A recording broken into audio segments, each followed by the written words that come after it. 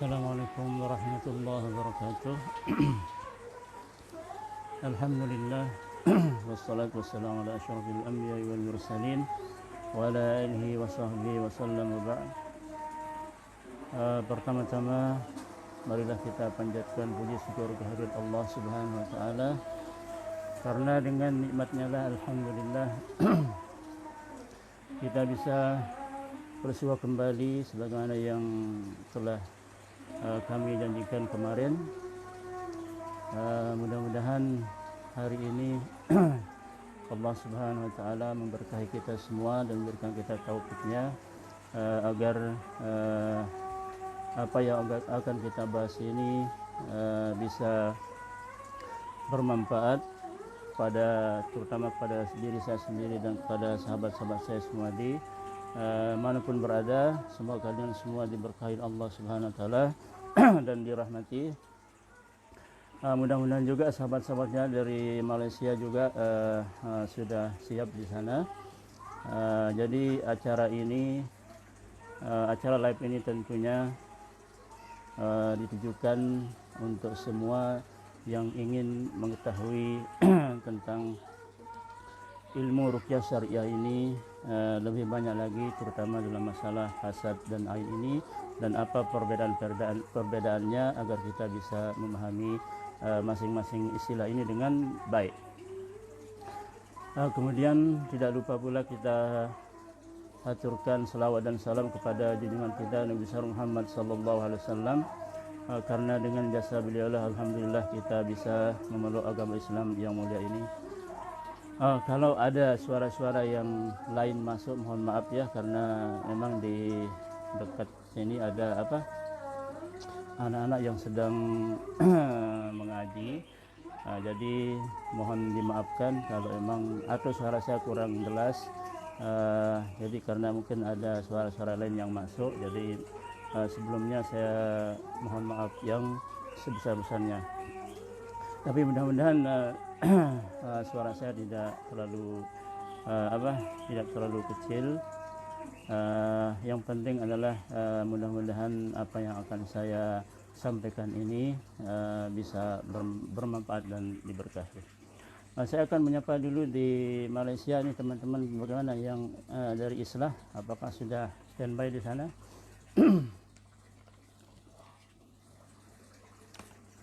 Jadi belum ada jawaban dari teman-teman di Malaysia. Waalaikumsalam warahmatullahi wabarakatuh. Nah, ini dari Malaysia kayaknya Aziz. Gimana kabarnya di Malaysia? Ahi Ustaz Nailah Bahdar juga. Terima kasih Ustaz. Gimana di Surabaya? Masih di lockdown ya?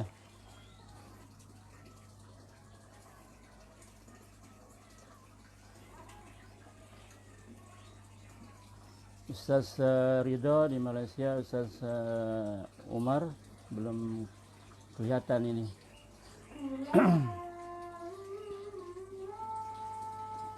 Oh iya, Cael sang kapten dari Malaysia juga. Ahi Azi, gimana kabarnya Ahi Azi? Sehat di sana?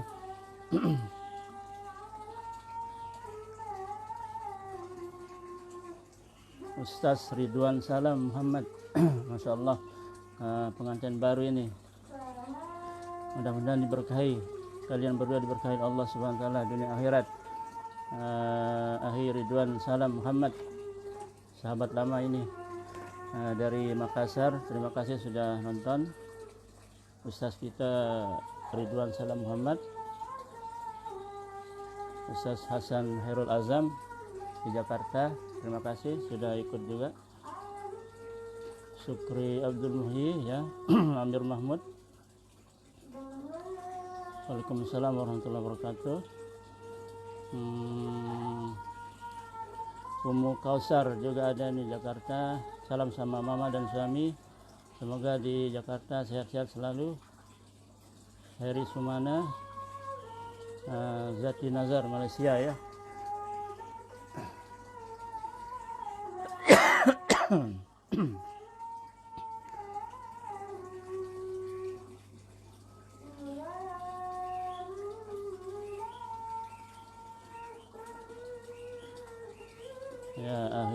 Ridwan Salam Muhammad Ustaz Ridwan Makassar, gimana sana? Sehat-sehat semua ya? Herawati Long, Waalaikumsalam warahmatullahi wabarakatuh.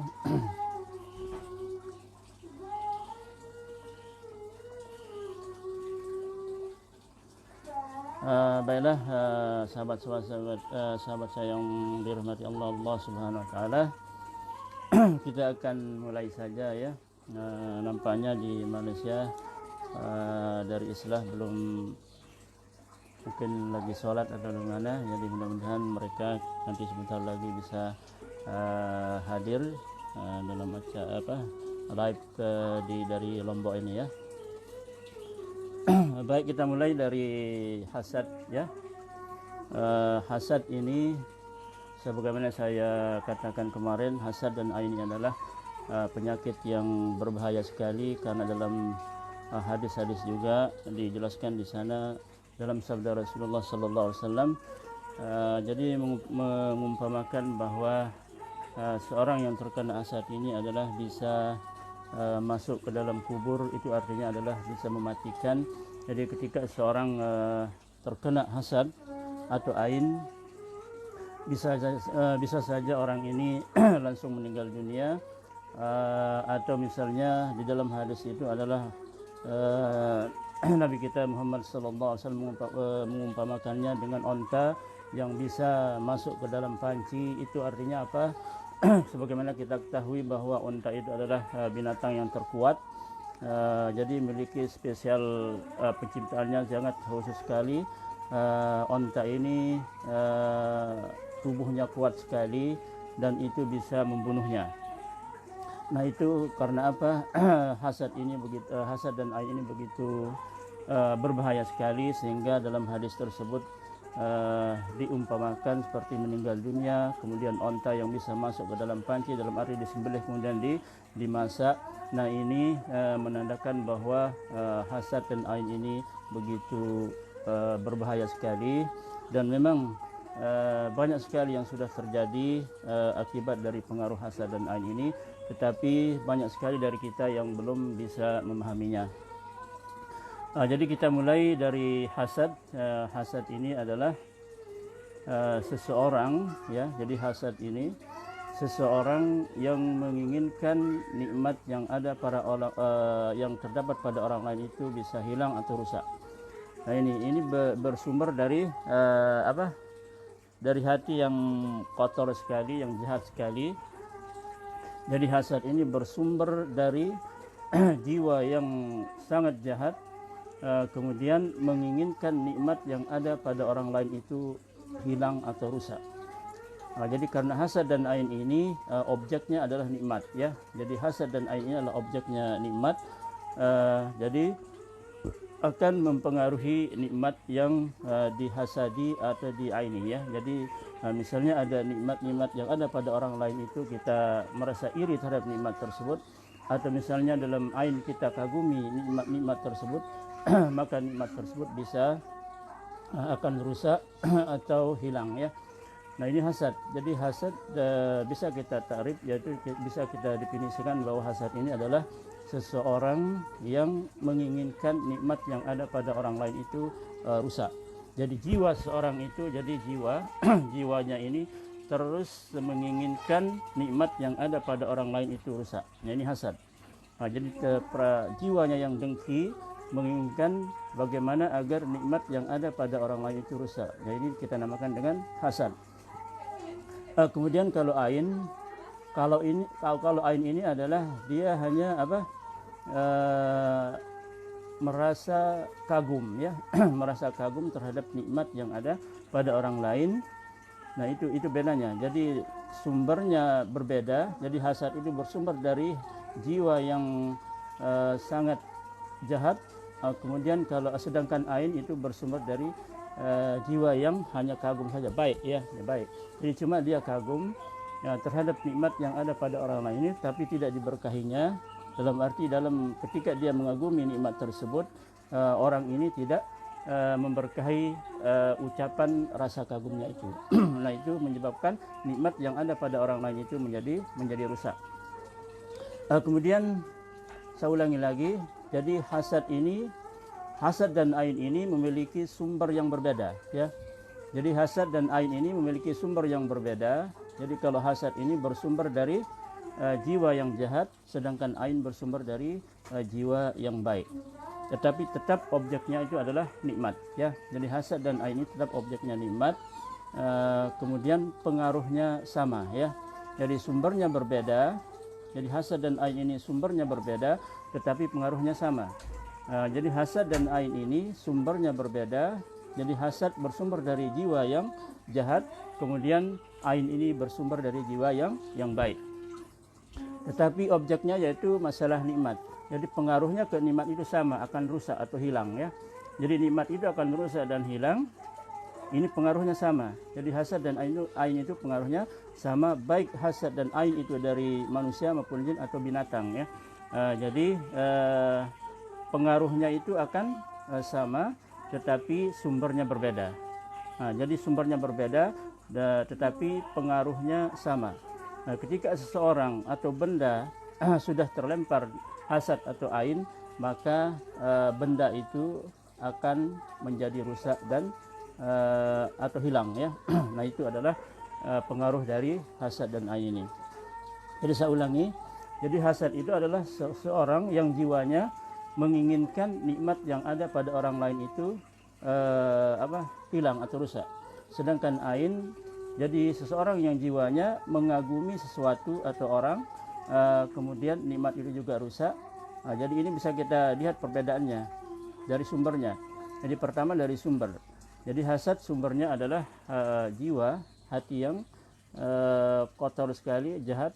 Kemudian ain bersumber dari jiwa yang baik. Dan ain ini juga bisa bersumber dari orang yang jahat, ya, tapi cuma dia hanya mengagumi saja, yaitu ain. Tetapi kalau hasad hanya bersumber dari orang yang jahat sekali, ya. Jadi hasad ini hanya bersumber dari orang yang jahat sekali.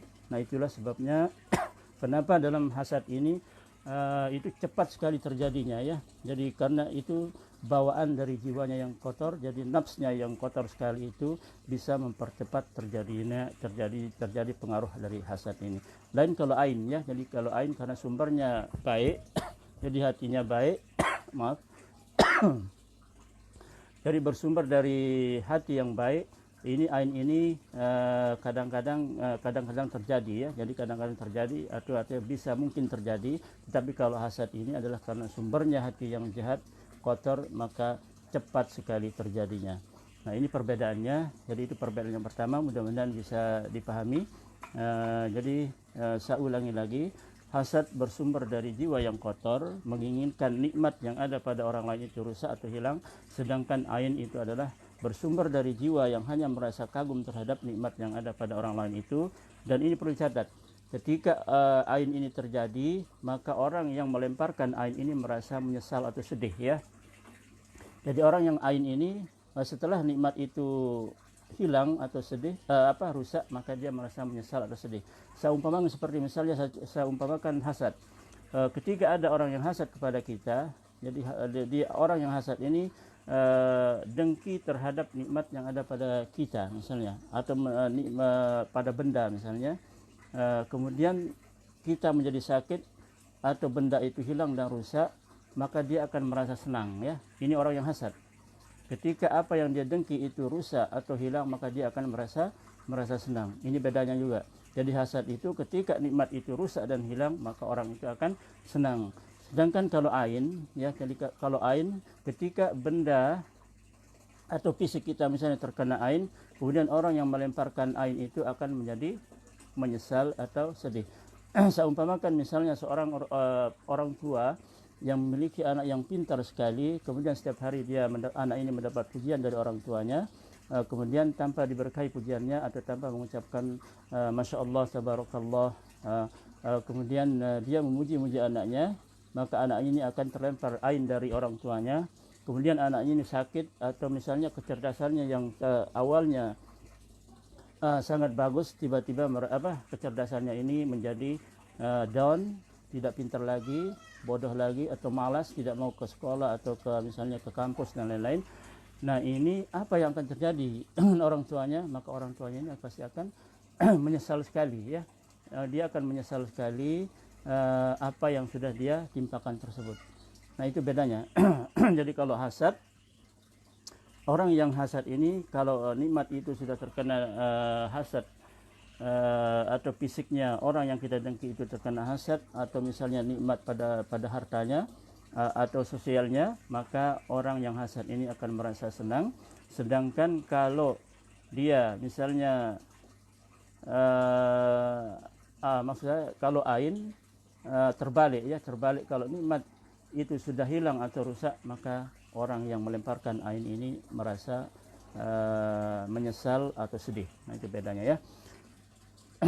Jadi mudah-mudahan itu di antara salah satu perbedaan hasad dan ain ini kita bisa tahu dari definisinya. Kemudian hasad dan ain ini akan menimbulkan dua penyakit, ya. Jadi hasad dan ain ini akan menimbulkan dua penyakit. Jadi kemarin sudah disinggung sedikit. Jadi hasad dan ain ini akan menimbulkan dua penyakit, yaitu pertama penyakit qalbi, ya. Jadi pertama penyakit qalbi. Jadi hasad dan ain ini menimbulkan penyakit qalbi, ya. Penyakit qalbi atau biasa dinamakan dengan penyakit maknawi atau kadang-kadang dinamakan dengan penyakit batin, ya. Karena orang ini akan mendapatkan penyakit pertama qalbi, kedua hissi, ya. Jadi kedua hissi, penyakit maknawi ini atau penyakit batin atau penyakit hati ini adalah biasa itu terjadi kepada orang yang hasad. Jadi penyakit qalbi dan maknawi ini misalnya contohnya sombong, kemudian iri seperti tadi hasad, kemudian hal-hal yang ada di dalam hatinya itu penyakit, maka ini dinamakan dengan penyakit maknawi atau tidak bisa dirasakan, ya. Jadi tidak bisa dirasakan, tidak bisa diindra, ya. Itu namanya penyakit maknawi. Jadi seperti dengki, seperti sombong, bakhil dan lain, itu adalah penyakit maknawi atau penyakit hati, atau ada juga yang menyebutnya dengan penyakit batin. Itu yang pertama. Jadi penyakit qalbi ini hanya menimpa orang yang hasad saja, ya. Jadi orang yang hasad saja, al-hasid, ya. Jadi orang yang hasad saja yang ditimpa oleh penyakit qalbi ini. Kemudian yang kedua penyakit hissi. Jadi penyakit hissi adalah penyakit yang bisa dirasakan, yang bisa diindra. Jadi misalnya penyakit hissi ini akan berpengaruh ke tiga hal, ya. Jadi hasad dan ain ini akan menyebabkan penyakit hissi dalam tiga perkara, ya. Jadi dalam tiga perkara. Yang pertama yaitu fisik, ya. Jadi orang yang didengki, ya, orang yang didengki al-mahsud, orang yang didengki ini akan berpengaruh ke pertama, penyakit hissi ini akan berpengaruh pertama ke tubuhnya. Jadi tubuhnya akan sakit. Ini yang pertama. Yang kedua, yang berpengaruh pada materinya, ya. Jadi materi pertama misalnya harta-hartanya akan berpengaruh juga. Kemudian misalnya dari hartanya, mobilnya, uangnya, rumahnya, dan lain-lain. Ini menimpa juga orang yang didengki ini. Yang ketiga itu masalah sosialnya. Jadi misalnya pendidikannya, usahanya, sulit mendapatkan jodoh, sulit mendapatkan anak, dan lain dari perkara masalah sosial ini.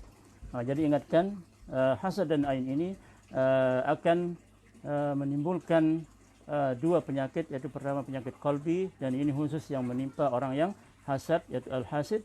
Kemudian yang kedua yaitu penyakit hissi yang bisa diindra, bisa dirasakan.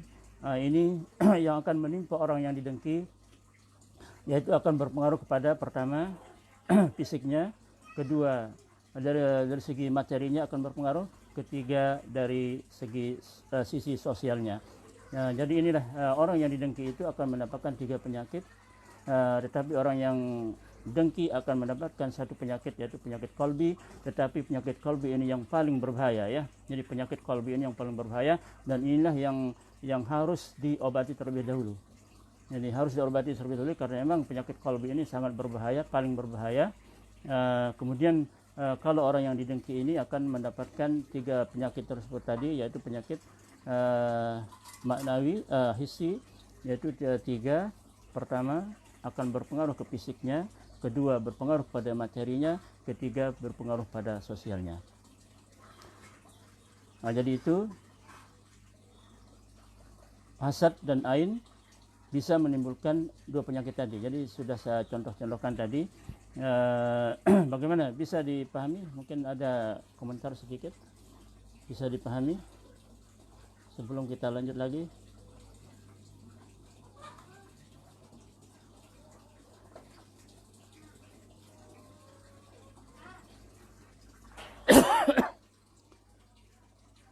Jadi sebelum saya lanjut lagi, mungkin bisa dipahami yang tadi.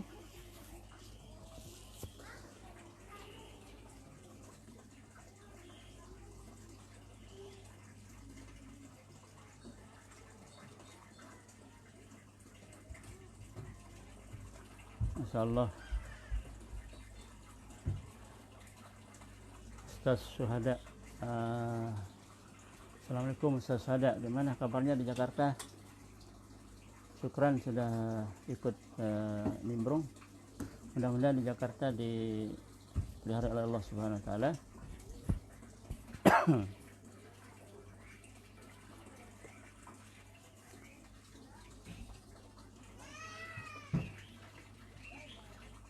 Baik, kita lanjutkan ya.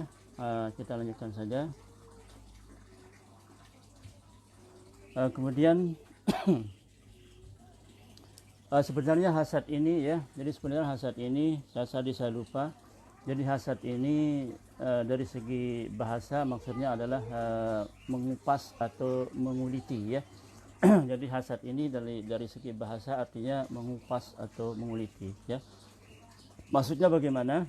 Hasad ini akan mengupas atau menguliti iman yang ada pada orang yang dengki. Jadi iman yang ada dalam hatinya itu seolah-olah dikuliti ya, dikuliti atau dikupas, akhirnya tidak ada iman lagi dalam hatinya. Nah, itulah orang yang hasad ya. Jadi itulah orang yang hasad. Kemudian bagi orang yang didengki, jadi ibaratnya nikmat-nikmat yang ada padanya itu adalah dikuliti juga, dikupas artinya hilang. Sama dengan misalnya kita kuliti binatang, misalnya kita ambil saja kulitnya, kita kuliti maka dia akan mati ya. Jadi imannya akan mati dalam hatinya. Demikian juga nikmat-nikmat yang ada pada orang yang didengki itu akan rusak ya. Itu arti dari hasad secara bahasa. Kemudian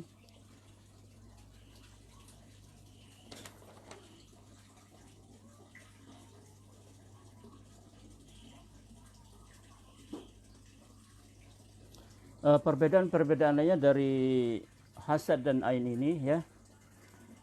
Kalau hasad ya, kalau hasad ini seseorang itu bisa terkena hasad walaupun orang yang dengki itu jauh ya. Jadi orangnya gaib ya, jauh. Misalnya di Jakarta misalnya, misalnya saya didengki oleh orang yang ada di Jakarta. Jadi saya tidak pernah ketemu dengan orangnya, tetapi hatinya itu kotor. Kemudian saya mungkin memiliki nikmat-nikmat, kemudian orang yang di sana di Jakarta itu merasa dengki terhadap saya. Nah, ini walaupun dia jauh, walaupun dia belum pernah ketemu dengan saya, cuma hanya dia ini mendapatkan cerita tentang saya misalnya.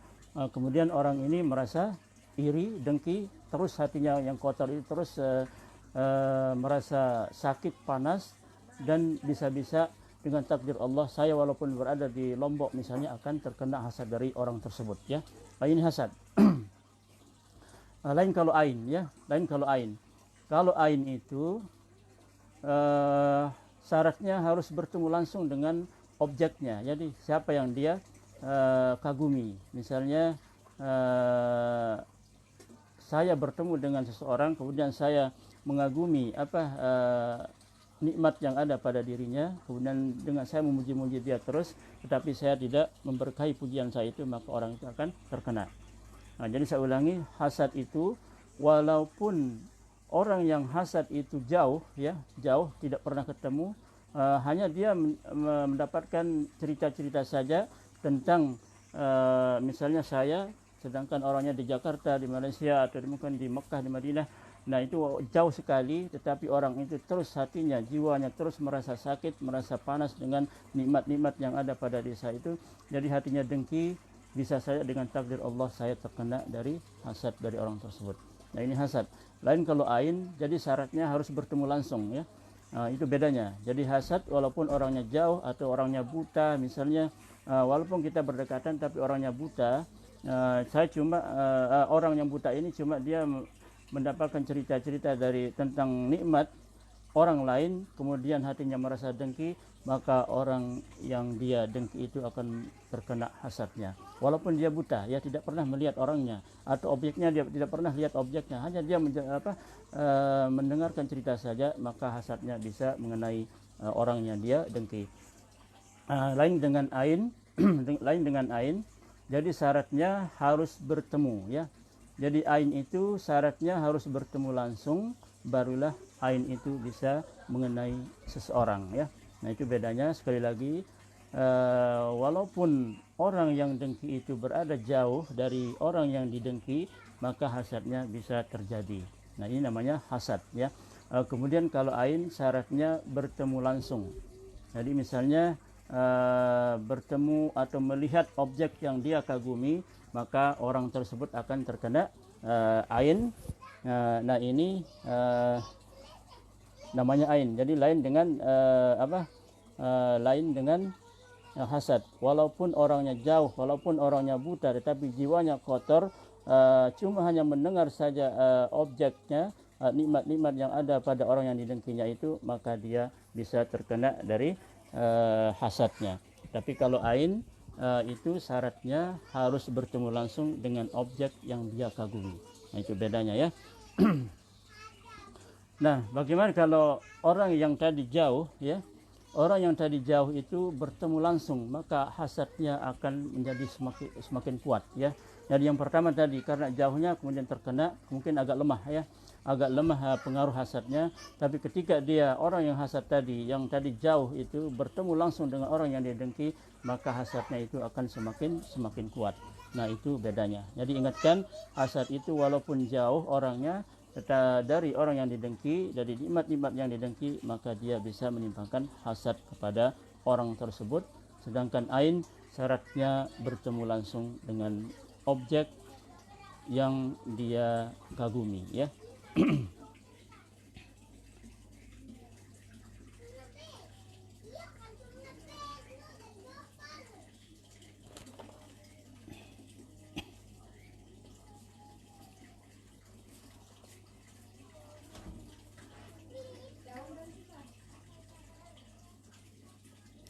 Kemudian jadi hasad ini sekali lagi saya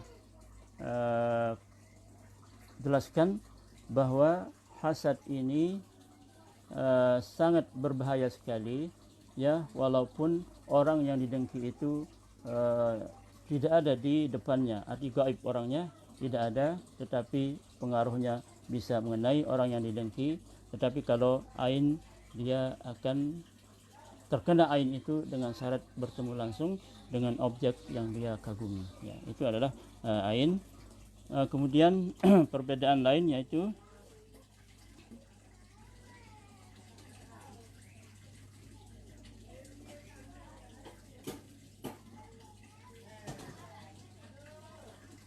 jadi hasad, ya. Jadi hasad, sekali lagi perbedaannya yang lain, hasad itu kemungkinan terjadinya lebih besar, ya. Jadi hasad kemungkinan terjadinya lebih besar, sedangkan ain kemungkinan terjadinya sedikit. Kenapa? Karena itu tadi sumbernya, ya. Jadi orang yang hasad sumbernya jiwanya yang kotor ini, karena kekotoran jiwanya itu yang menyebabkan kenapa hasad ini kemungkinan besar akan terjadi. Tetapi kalau ain kemungkinan kecil akan terjadi, ya. Kemudian apakah hasad dan ain ini begitu kita omongkan, ya, begitu kita omongin, misalnya kita ucapkan sesuatu kepada orang, baik ucapan kita itu jelas, ya, baik ucapan kita jelas, artinya kita ucapkan terus terang, kemudian atau kita melalui sindiran atau bermain-main, apakah perkataan-perkataan tersebut akan langsung terjadi atau mengenai orang yang kita katakan tersebut. Nah, ini memiliki rukun-rukun yang harus kita bicarakan, ya. Jadi pertama hasad dan ain ini memiliki rukun-rukun agar bisa terjadinya itu harus memenuhi beberapa kurang lebih 5 rukun. Jadi yang pertama dinamakan dengan adanya nikmat, ya. Adanya nikmat, ya. Pertama ini rukunnya, nikmat itu harus ada. Jadi nikmat ini karena hasad dan ain ini objeknya adalah nikmat, ya. Jadi kalau ada nikmat maka dia bisa dimasukkan ke dalam rukun yang pertama ini. Jadi harus ada nikmat. Kedua jiwa, ya. Kedua jiwa. Jadi tentu ini adalah siapa yang punya jiwa, tentu ini adalah makhluk hidup, ya. Seperti manusia, jin dan binatang, ya. Jadi yang tiga ini, makhluk yang tiga ini memiliki jiwa. Itulah sebabnya kenapa manusia, jin dan binatang ini bisa menimpakan hasad dan atau ain ke objek yang dia dengki atau dia kagumi. Jadi sekali lagi, pertama ada nikmat, kedua ada jiwa, ya, kedua ada jiwa. Jadi yang memiliki jiwa itu adalah manusia, kemudian jin, ketiga binatang. Itulah sebabnya kenapa manusia dan jin binatang ini bisa menimbangkan hasad atau ain kepada manusia, kepada binatang, kemudian kepada benda dan lain-lain, ya. Jadi ada jiwa. Ketiga ada perkataan, ya. Ketiga ada perkataan. Misalnya perkataan ini diucapkan, ya. Diucapkan pertama bisa diucapkan baik dengan sengaja maupun tidak sengaja, baik dengan terus terang, kemudian baik dengan sindiran atau main-main, ya. Nah, ini harus diperhatikan, ya. Baik dengan menghina, ya, caci maki. Nah, ini perkataan-perkataan yang ini akan menimbulkan seseorang itu terkena hasad atau ain, ya. Misalnya saya main-main, misalnya kepada seseorang, misalnya kamu perutmu misalnya seperti perut misalnya kambing, misalnya, ya. Saya main-main saja gitu, biasa. Misalnya kita bersama-sama teman-teman, misalnya kita lagi makan, wah kamu makannya kayak kambing, kayak perutmu kayak kambing, seperti itu, ya. Kita main-main saja. Tetapi itu dalam hasad dan ain ini nanti bisa mengenai orang tersebut, bisa saja perut orang itu akan langsung sakit dan lain-lain, ya. Nah, itu sebabnya kenapa dalam perkataan ini kita tidak boleh main-main, mencaci maki dan lain-lain, atau bersenda gurau, tetapi dalam hasad dan ain ini sangat diperhitungkan sekali, ya. Nah, kemudian yang ketiga ada setan, ya. Jadi pertama rukunnya supaya hasad dan ain ini bisa mengenai objek itu, pertama tadi adanya nikmat, kedua adanya jiwa, ketiga adanya perkataan, keempat adanya setan, ya, adanya setan. Tadi sudah saya singgung, ya. Tadi saya sudah singgung hasad itu kemungkinan besar terjadi. Kenapa? Nah, di sini jawabannya di sini, ya. Jadi jawabannya di sini. Kenapa bisa seperti itu? Karena orang yang hatinya kotor itu akan selalu ditemani oleh setan, ya. Jadi orang yang jahat itu, hatinya kotor itu akan selalu ditemani oleh setan. Tidak perlu setan itu cari-cari, ya. Jadi dia akan terus menemani orang yang hatinya kotor, yang hatinya jahat, kotor, maka setan akan selalu menjadi qarinnya, menjadi yang menemani terus kemana saja pergi, gitu, ya. Nah, ini jadi harus ada setan. Jadi yang keempat, rukun yang keempat itu harus ada setan. Kedua, yang kelima harus ada takdir Allah Subhanahu wa taala, ya. Jadi saya ulangi, kapan seseorang itu bisa terkena hasad dan ain, dia harus melewati 5 rukun ini ya. Jadi pertama, adanya nikmat, nikmat yang dikagumi ada, yang didengki ada ya. Kedua, adanya jiwa ya, adanya jiwa. Jadi adanya jiwa, jadi yang memiliki jiwa manusia, jin dan binatang. Nah, jadi memiliki jiwa, bisa hasad, bisa kagum, ain. Nah, ini adalah harus ada jiwa. Kedua, adanya perkataan. Jadi ingatkan perkataan itu jangan sampai kita ucapkan macam-macam. Jadi tidak harus hasad dan ain terkena dengan perkataan yang serius saja, enggak. Jadi walaupun dia main-main mencaci maki dan lain-lain, juga akan bisa mengenai orang yang dia kagumi atau dia dengki. Keempat yaitu adanya setan ya. Ya, adanya setan ini perlu juga kita perhatikan tempat-tempatnya. Misalnya ya, tempatnya biasanya setan itu di tempat-tempat yang kotor ya, di tempat-tempat yang banyak maksiat, kemudian di air ya, di air. Kalau kita lihat hadis yang sahabat yang terkena ain, yaitu hadis Sahal bin Hunayf ya, yang mengenai ain dari yang dilempari ain oleh sahabat Amir bin Rabi'ah radhiyallahu anhuma. Jadi terjadinya ketika Sahal bin Hunayf radhiyallahu anhu ini ketika beliau sedang mandi ya. Jadi hati-hati ya. Misalnya kita sering bercengkrama, main-main di, misalnya sedang mandi di pantai, di kolam renang, di sungai, sering kita bercanda-canda. Itu adalah di air, itu adalah salah satu tempat di mana jin itu tinggal ya, di mana setan itu tinggal. Nah, itulah sebabnya ketika perkataan-perkataan baik itu serius maupun tidak serius itu kita ucapkan kepada teman, nah bisa saja waktu perkataan itu kita ucapkan setannya ada di sana ya. Jadi setannya ada di sana sehingga hasad dan ain itu akan langsung mengenai orang yang kita kata-katai tersebut, dan akhirnya orang tersebut menjadi sakit. Dan itu sudah terjadi, sudah banyak sekali contoh-contohnya, terutama apa yang terjadi kepada sahabat Sahal bin Hunayf ketika beliau terkena ain dari sahabat Rabi'ah bin Amir bin Rabi'ah ini. Beliau sedang mandi. Itu artinya bahwa di sana adalah di air itu ada setannya. Nah ini, jadi setan ini terutama juga di pasar-pasar, di mal-mal, tempat bermain, tempat maksiat ya, di dalam WC misalnya ya, di dalam WC bisa banyak sekali orang yang terkena ain di dalam WC ya, karena lama-lama di WC atau nyanyi-nyanyi dan lain-lain di dalam WC itu, akhirnya dia terkena ain dari jin yang ada di dalam kamar mandi tersebut ya. Jadi hati-hati. Kemudian di hutan-hutan banyak sekali orang yang, misalnya saya juga pernah menangani seseorang yang terkena ain dari jin ketika dia mengadakan perkemahan ya di hutan-hutan di dekat sungai juga. Nah, jadi dia ini seorang mahasiswa memang terkena ain dari jin, dan alhamdulillah beliau sudah sembuh dari ain dari jin ini, karena sepulangnya dari camping tersebut dia sakit, dan ketika saya diagnosa ciri-cirinya dia terkena ain ya. Kemudian saya telusuri sudah kemana, dan dia mengatakan sudah camping di hutan di dekat sungai, dan itu menandakan dari sana saya ambil kesimpulan bahwa orang ini terkena ain, dan alhamdulillah beliau sembuh ya. Nah, itu sebagai contoh dari ain dari jin ya.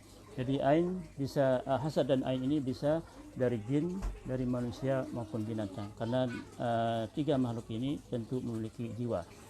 Kemudian takdir Allah ya, walaupun yang empat ini sudah ada, kalau kita tidak ada ditakdirkan Allah Subhanahu wa taala tidak akan terkena dari hasad dan ain, maka tentu kita tidak akan terkena ya. Nah, itulah sebabnya kenapa rukun-rukun tadi sangat perlu sekali harus ada rukun-rukun yang empat tadi, yang 5 tadi harus ada, barulah bisa terkena hasad dan ain ya. Sahabat-sahabat saya yang dirahmati Allah Subhanahu wa taala, jadi itu tadi perbedaan-perbedaan di antara hasad dan ain.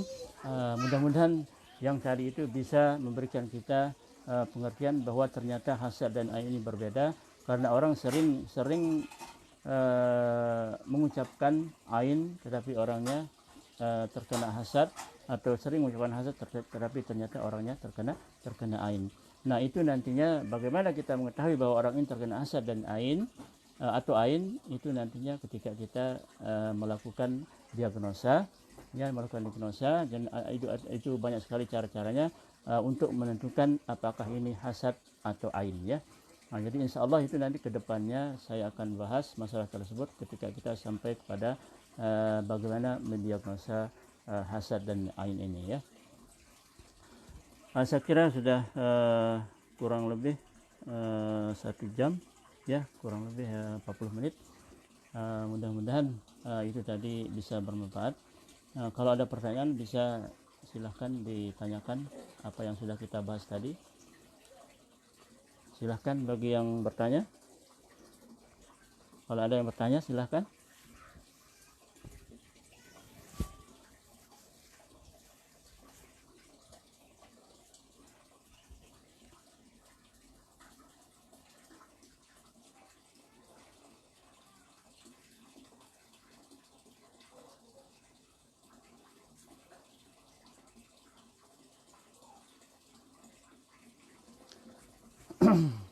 Ya, tadi ini ada pertanyaan dari Soleh Isharyoko. Semoga Allah melindungi antum dan berkahi antum juga. Untuk mengecek kena hasad atau ain gimana caranya? Tadi saya sudah singgung, itu nanti akan kita ketahui ketika kita sudah sampai dalam pembahasan bagaimana mendiagnosa seseorang itu apakah dia terkena hasad dan ain.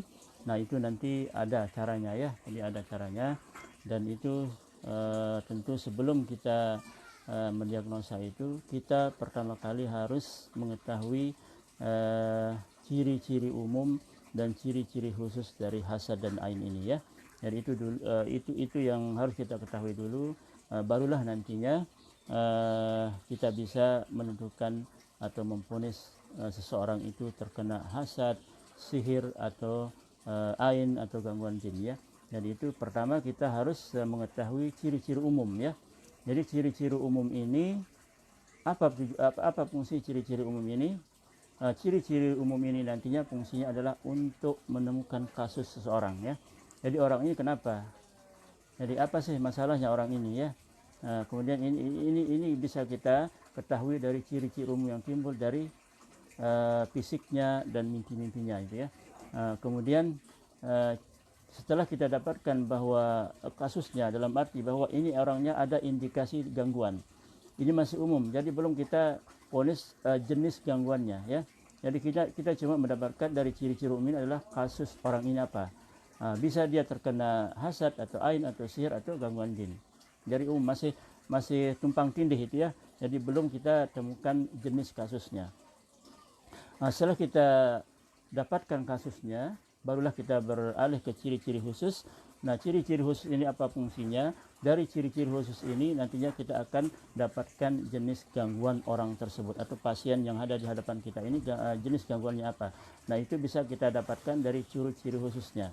Karena setiap penyakit yang 3 ini, yaitu hasad, ain, ya, kemudian sihir dan gangguan jin ini memiliki ciri-ciri umum dan ciri-ciri khusus, ya.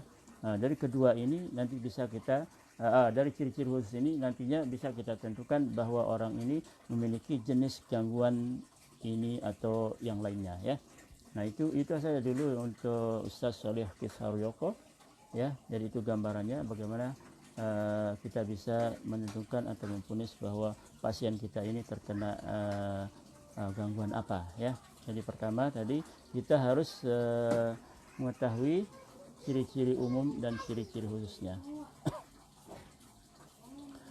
Kemudian sebelum saya lanjut untuk mencari pertanyaan yang berhubungan dengan pembahasan tadi, jadi bagi sahabat-sahabat saya yang di Malaysia, ya, yang ingin mendapatkan buku tentang hasad, buku tentang ain ini, bisa menghubungi Ustaz Rabbani atau Ustaz Umar di Malaysia, ya. Dari Islah, Jadi di sana sudah tersedia buku ain dan sihir ya. Jadi bisa menghubungi beliau di sana di Malaysia. Jadi persediaan buku tentang ain dan sihir ini masih ada di pihak beliau. Jadi bisa hubungi beliau di sana kalau ada yang mau mendapatkan buku ain dan sihir ini ya. Jadi bisa menghubungi Ustaz Rabbani Rukaimi dan Ustaz Umar atau Ustaz Ridho di Malaysia ya. Jadi silahkan bagi teman-teman di Malaysia yang belum mempunyai buku ain dan sihir ini bisa menghubungi beliau ya. Terima kasih.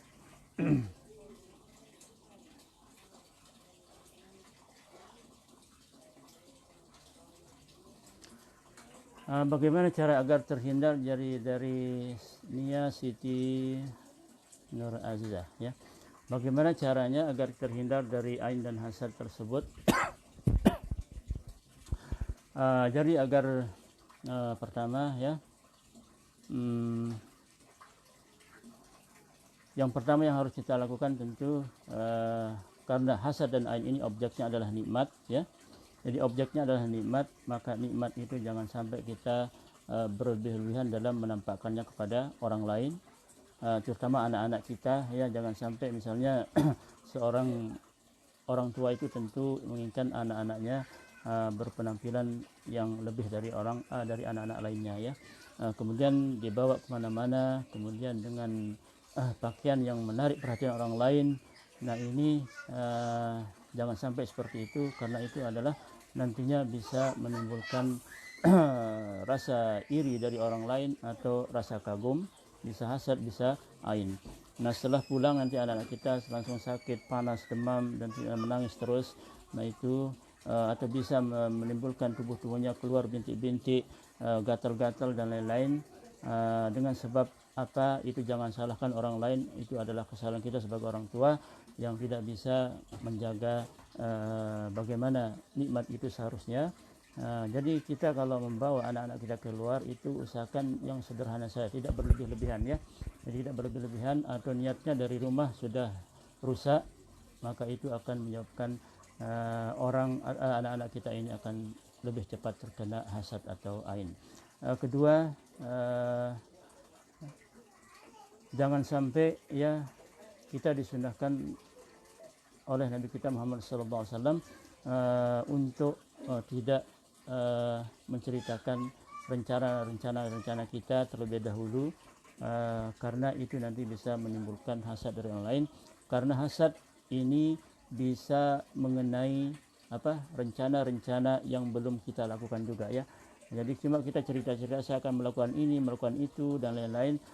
Ketika orang yang hasad itu mendengar, bisa saja dia iri terus menimpakan hasad kepada rencana kita itu. Akhirnya apa yang terjadi? Rencana-rencana itu tidak jadi kita lakukan. Bahkan ketika kita lakukan juga akan menjumpai atau menemukan hal-hal yang atau banyak kendala sekali ya. Nah itu kita disunahkan oleh Nabi besar Muhammad SAW agar rencana-rencana itu atau nikmat-nikmat itu jangan sampai diumbar terlebih dahulu.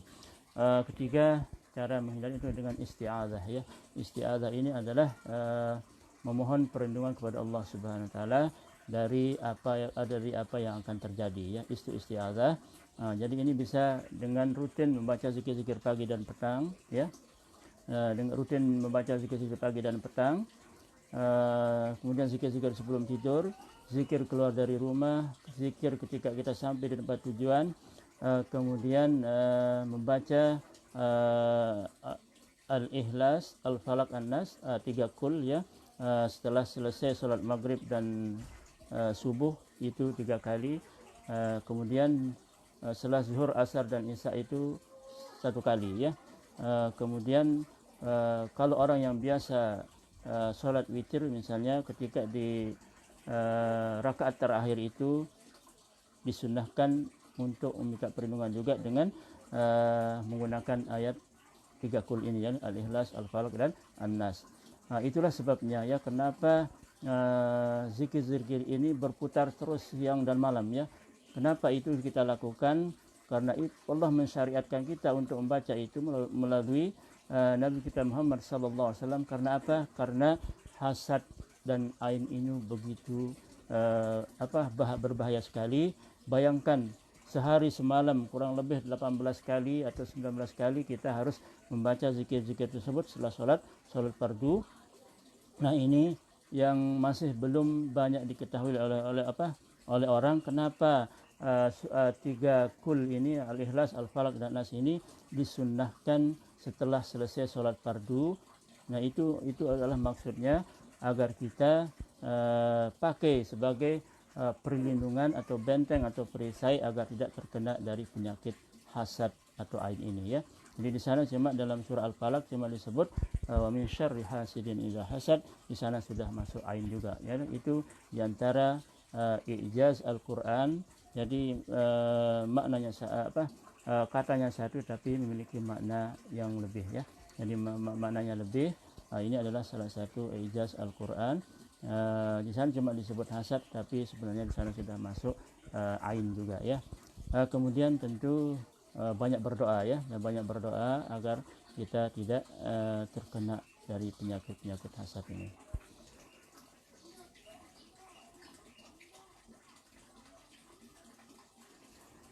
Arman sang pencari hidayah, ya. Obat penyakit hasad apa?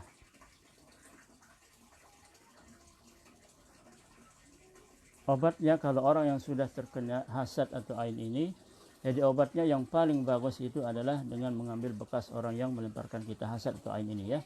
Jadi bekasnya ini bisa dari air wudhunya. Kalau kita tidak dapatkan air wudhunya, kita bisa mengambil bekas apa saja yang sudah dipakai, misalnya bajunya, bekas bajunya, terutama baju dalamnya, ya. Itu bisa kita pakai, atau bekas apa saja yang dia sudah pegang. Kalau misalnya kita kesulitan untuk mendapatkan bekas air wudhunya, ya. Bekas ini adalah cara atau obat hasad dan ain ini yang paling baik, ya, yang paling baik. Ini yang pertama yang harus kita lakukan, ya. Nah, kalau kita sudah mengetahui, ya, nanti bagaimana cara mengetahui pelempar hasad dan ain ini, nanti ada pembahasan khususnya. Kemudian kalau kita sudah mengetahui orang yang melemparkan hasad ini, nanti bisa kita ambil bekasnya. Pertama air wudhunya, kalau mudah itu kita dapatkan. Kalau tidak, kita berusaha untuk mencari bekas apa saja yang sudah dia pegang atau bekas apa saja yang sudah dia pakai. Nah, kalau semua itu sulit, itu cukup diruqyah saja, ya, itu obatnya.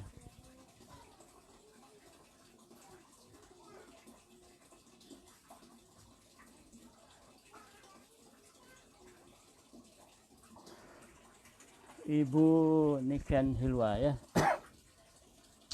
Ciri-ciri penyakit hasad itu seperti apa? Nah, nanti ini akan kita bahas dalam pembahasan diagnosa penyakit hasad dan ain ini. Jadi di sana nanti ada ciri-ciri umum dan ciri-ciri khususnya, ya. Jadi mohon bersabar dulu. Itu nanti akan ada pembahasan khususnya.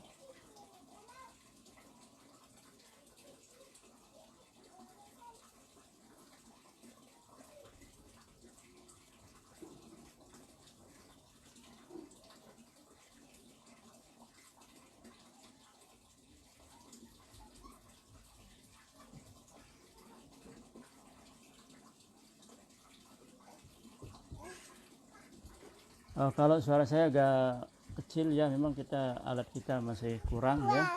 Dan juga tadi hujan juga di sini, ya.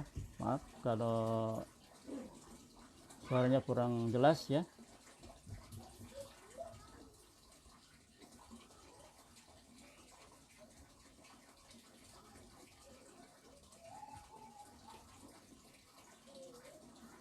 Abdul Aziz, ya, Muhammad Kusyairi Abdul Aziz. Amin ya rabbal alamin wa iyyakum. Semoga di sana juga sehat. Amin ya rabbal alamin. Ada yang mau bertanya, silahkan kalau ada pertanyaan yang berhubungan tadi pembahasan yang tadi, ya, biar kita tidak lompat-lompat.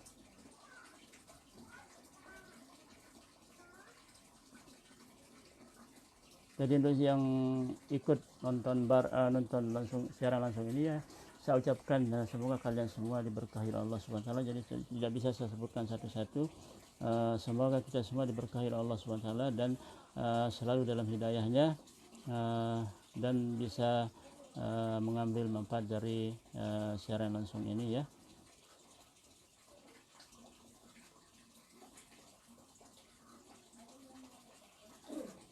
Silahkan kalau ada pertanyaan lagi ya.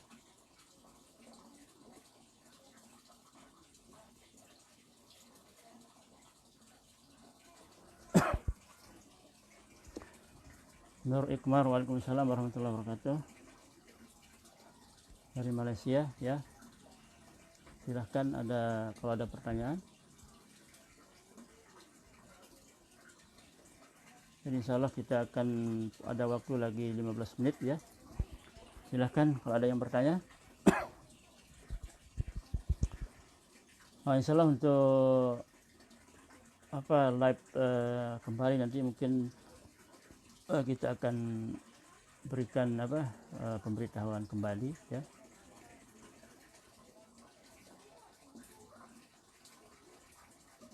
Nora Kasturi, apakah ketakutan dan kecemasan yang berlebihan, insomnia dan sakit bagian belakang pinggang ke tulang ekor termasuk ciri AIN?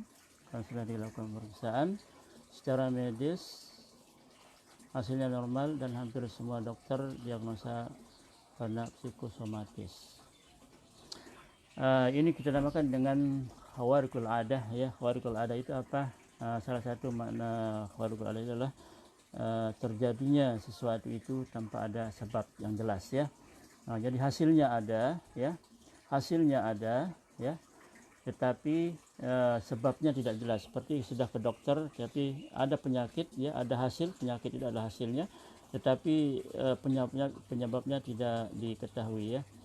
Rasa cemas, takut ya, bisa ke kejiwaan juga. Ini tergantung bagaimana nanti rekam jejak riwayat penyakitnya bagaimana, dan juga rasa takut, cemas berlebihan, insomnia, ini adalah memang masuk ke ciri hasad dan ain ya.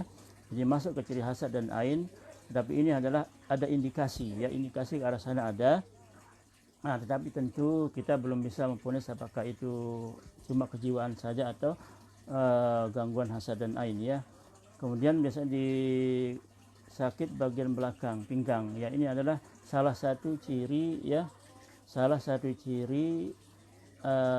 ada gangguan jin. Ini salah satu ciri ya, jadi jangan disalahpahami, salah satu ciri ya, ciri umum ya. Jadi ciri umum adanya gangguan jin, tetapi tentu kita harus mencari ciri-ciri lain juga untuk memastikan apakah memang benar orang ini terkena hasad dan ain dan juga adanya jin ya. Jadi itu gambaran secara umum saja dulu, karena memang infonya belum banyak. Jadi kita harus langsung bertanya kepada orang yang bersangkutan yang mengalami keluhan-keluhan ini ya. Jadi untuk Nora Kasturi ya, jadi itu gambarannya. Ini memang ada indikasi gangguan ya, ada indikasi gangguan ke arah sana. Cuma untuk belum kita vonis ya, belum kita tentukan jenis gangguannya, karena kita butuh rekam jejaknya dulu lagi, lebih banyak lagi, supaya kita bisa menentukan apakah orang ini memang ada hasad atau ain atau jin ya.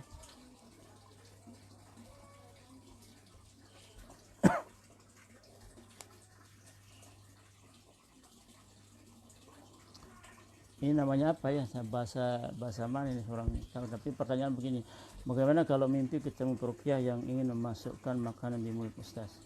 Ini masalah mimpi ya. Masalah mimpi ini tentu kita tidak gegabah dalam masalah mimpi ini, karena menafsirkan mimpi itu adalah bagian dari orang-orang yang ahli, terutama orang yang memang seorang ulama dan yang mengetahui Al-Quran dan hadis. Kemudian tentu sudah memang memiliki kemampuan untuk menafsirkan mimpi. Ini masalah mimpi ini ya, wallahu alam ya, saya tidak bisa menjawabnya. Itu adalah karena belum belum begitu berhubungan dengan ruqyah syariah ya. Memang dalam ruqyah syariah itu mimpi itu kita sangat butuhkan juga untuk sebagai penguat dalam diagnosa, tetapi ada syarat-syaratnya ya. Jadi pertama, mimpinya itu menakutkan ya, selalu menakutkan biasanya binatang-binatang. Kedua, seringnya terjadi ya. Jadi sering terjadi. Kalau satu kali, kemungkinan itu adalah hadisun nafs ya, hadisun nafs, yang memang di siang harinya dia memikirkan sesuatu, kemudian sampai dia terbawa pikiran-pikiran tersebut ke dalam mimpinya ya. Nah, itu saja jawaban saya tentang mimpi ini, karena memang di sini belum ada indikasi ke arah ke ruqyah syariah ya.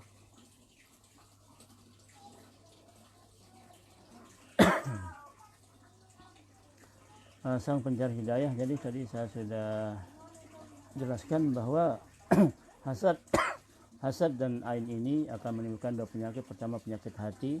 Sesuai dengan pertanyaan ini, kalau obat penyakit hati hasad apa? Jadi maksudnya obat bagi orang yang memiliki penyakit hasad.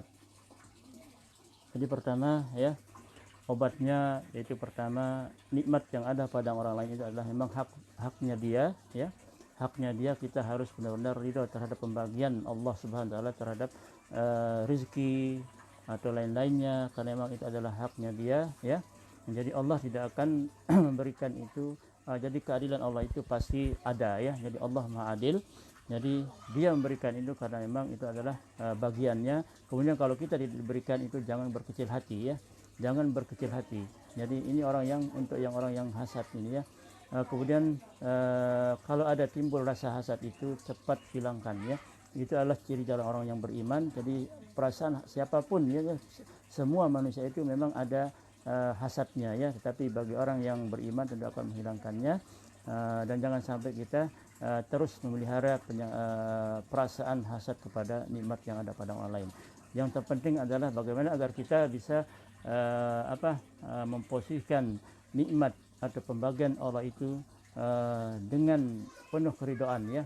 Jadi Allah Maha Adil, jadi memberikan orang yang lebih dari kita itu adalah memang itu adalah kehendak Allah, dan bagi kita yang mungkin kurang dari orang lain itu harus ridho dan ikhlas ya.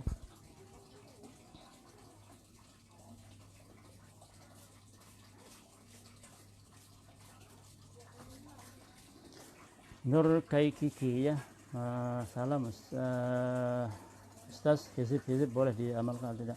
Tergantung hizib-hizibnya ya. Tergantung hizib-hizibnya ya. Kalau memang itu dari Al-Quran dan Sunnah, kemudian tidak ada ucapan-ucapan yang di dalamnya ada kesyirikan-kesyirikan dan lain-lain, itu bisa diamalkan ya. Terutama yang memang sudah ada dasar-dasarnya dari Al-Quran dan Sunnah, itu yang diutamakan ya. Jadi hizib-hizib itu tergantung bagaimana hizibnya ya. Jadi tidak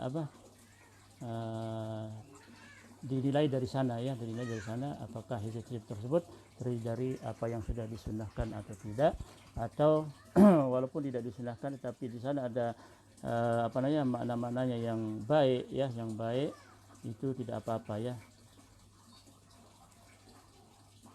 Nur Ubudiyah, Assalamualaikum warahmatullahi wabarakatuh. Waalaikumsalam warahmatullahi wabarakatuh. Bagaimana kita mengetahui insomnia itu termasuk yang disebabkan karena penyakit ain? Bukan.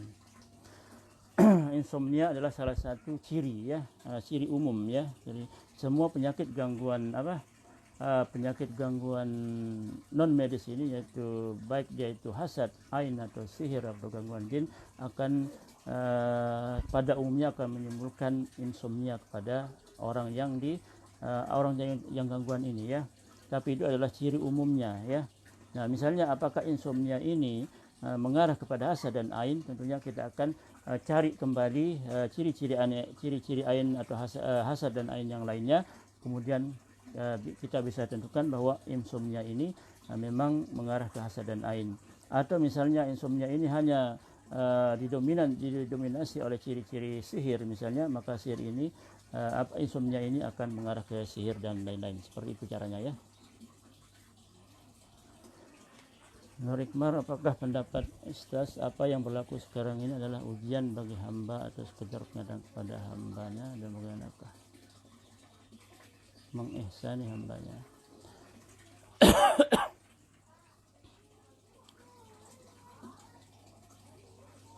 Jadi pertanyaan, apakah pendapat Ustaz apa yang berlaku sekarang ini adalah ujian bagi hamba atau sekedar peringatan? Insya Allah dua-duanya ya, ada ujiannya juga peringatan ya. Karena manusia itu semua akan mendapatkan ujian. Kemudian bagi orang-orang yang telah berbuat dosa, ujian itu adalah sebagai peringatan bagaimana agar kita kembali kepada Allah Subhanahu wa taala ya.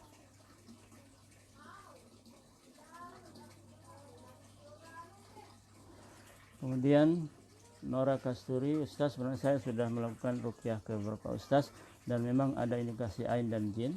Pernah waktu ruqyah rumah saya bereaksi seperti nenek-nenek yang sangat tua.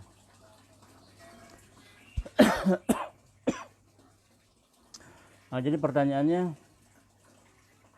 sebenarnya saya sudah melakukan ruqyah ke beberapa ustaz dan memang ada indikasi ain dan jin. Pernah waktu ruqyah rumah saya bereaksi seperti nenek-nenek yang sangat tua. Ya, jadi sepertinya saya di atas sudah ini ya. Ya. Ini cuma belum tentu ya. Nah ini reaksi ini kemana ya?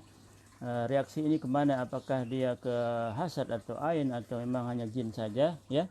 Hanya jin saja. Nah itu yang harus dicari dulu ya. Jadi itu yang harus dicari dulu. Ini penyebabnya reaksi ini apa ya? Reaksi-reaksi yang sudah ketika diruqyah ya, ini harus dicari dulu reaksi ini mengarah kemana ya. Kemudian seperti nenek yang sangat tua ya, jadi reaksinya seperti itu bisa saja ya, wallahu alam ya. Kalau siapa ini Nora Kasturi, apakah sering mimpi ular yang besar atau tidak ya? Itu biasanya menandakan bahwa dari lapangan banyak sekali terjadi bahwa ular yang besar dalam mimpi itu adalah menandakan ini jinnya sudah tua ya, sudah tua. Nah ini banyak sekali terjadi ya, memang cocok sekali ya. Banyak saya temukan kasus ketika dia mimpi ularnya besar sekali, itu di lapangan biasanya yang merasuki itu aja jinnya sudah tua ya. Itu jadi masalah ini kita ketahui dari mimpinya tersebut ya. Jadi bukan ini adalah gaib nisbi ya, yang bisa kita ketahui lewat mimpi. Bagaimana umur jinnya ya, umur jinnya itu bisa ketahui dari mimpi. Misalnya dia sering mimpi ular yang sudah besar, yang besar sekali, itu biasanya cirinya bahwa jin ini berumur jin ini sudah tua ya. Kemudian Bening Cirta, Ustaz, betulkah orang dengan gangguan jin nasab berpotensi melempar ain? Ya benar sekali ya. Betulkah orang dengan gangguan jin nasab berpotensi melempar ain? Ya memang benar sekali, karena orang yang ada jinnya, terutama secara umum orang yang ada jinnya itu rentan sekali atau cepat sekali dia perkataan-perkataan itu akan menimbulkan hasad dan ain ya. Nah itu jawaban saya Bening Tirta, memang benar seperti itu.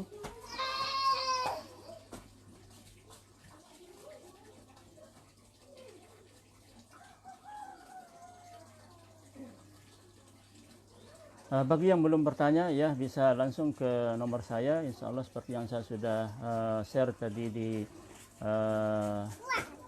di beranda saya. Jadi karena insya Allah saya sangat membutuhkan kurang lebih 500 pertanyaan ya. Jadi saya sangat membutuhkan 500 pertanyaan dan insya Allah nanti akan saya jawab. Mungkin dalam live yang akan datang insya Allah saya akan jawab.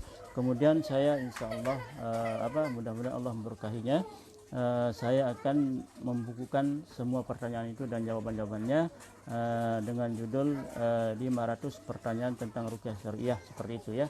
Mudah-mudahan Allah memberkahi rencana saya ini, dan untuk itu mohon bantuannya kepada semua yang membaca maupun yang mendengar live saya ini, bisa langsung bertanya ke nomor WA saya yaitu 08 ya, bisa dicatat 08 777 57 99 499.